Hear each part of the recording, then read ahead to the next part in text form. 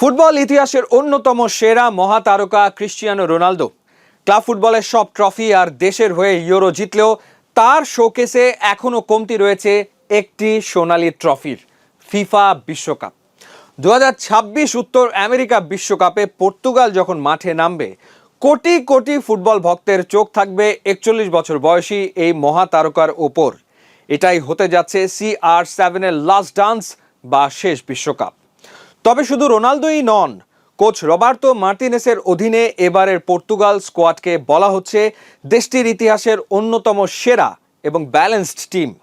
Bruno, Bernardo আর লিয়াওতে ঠাসা এই Portugal দল কি পারবে রোনালদোকে একটি রূপকথার বিদায় দিতে? আজ পর্তুগাল স্কোয়াডের শক্তি, দুর্বলতা এবং সম্ভাবনার চুলচেরা বিশ্লেষণ করব এই ভিডিওতে।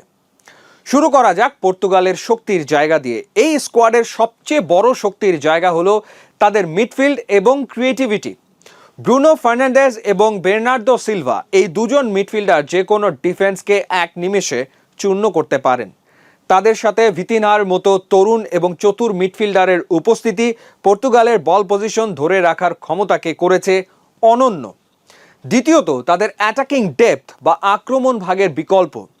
উইংয়ে রাফায়েল লিয়াও এর অবিশ্বাস্য গতি এবং ড্রিবলিং, পেদ্রো নেতোর ফর্ম এবং জোয়াও ফেলিক্সের ক্রিয়েটিভিটি প্রতিপক্ষের রাইট ব্যাকদের জন্য একটি দুঃস্বপ্ন।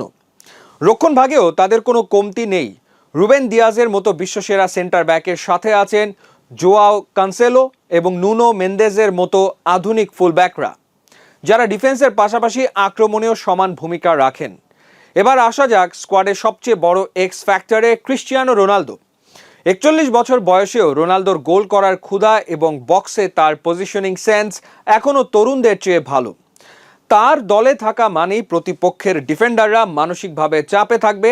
তাছাড়া ড্রেসিং রুমে তার লিডারশিপ দলটিকে মানসিকভাবে চাঙ্গা রাখে। কিন্তু মুদ্রার ওপিঠও আছে। রোনালদোকে যখন শুরুর একাদশে খেলানো হয়, তখন পর্তুগালের হাই প্রেসিং ফুটবল কিছুটা বাধাগ্রস্ত হয়, কারণ এই বয়সে তার পক্ষে অন বল ট্র্যাকিং করা কঠিন। কোচ রবার্তো মার্টিনেস রোনালদোকে কিভাবে ব্যবহার করেন, তাকে কি 90 মিনিট খেলানো হবে নাকি সুপার সাব হিসেবে নামানো হবে, তার ওপর নির্ভর করছে পর্তুগালের পুরো tactical success.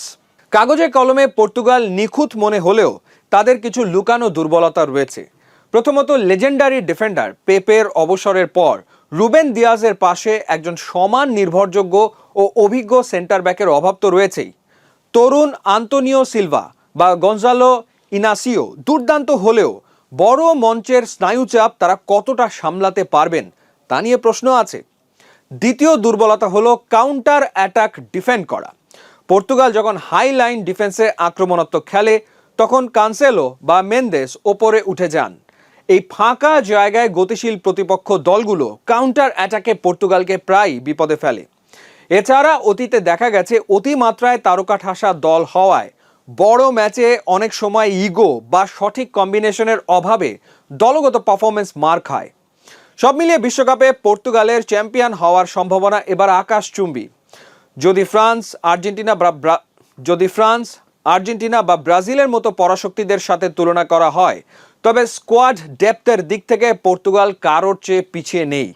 Coach Roberto Martinez যদি রোনালদোর অভিজ্ঞতা এবং লিয়াও ব্রুনোদের গতিকে সঠিকভাবে মিলিয়ে একটি 4-3-3 বা 3-4-3 ফরমেশন দাঁড় করাতে পারেন, তবে পর্তুগালকে থামানো যে কোনো দলের জন্যই অসম্ভব হবে।